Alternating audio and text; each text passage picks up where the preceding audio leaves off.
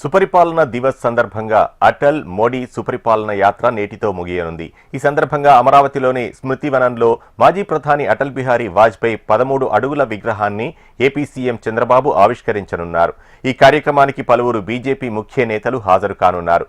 కార్యక్రమం అనంతరం CM Chandrababu TDP కార్యాలయానికి వెళ్లనున్నారు. అక్కడ ప్రజల నుంచి వినతులు స్వీకరించనున్నారు. అందుబాటులో ఉన్న నేతలతో సీఎం చంద్రబాబు భేటీ కానున్నారు.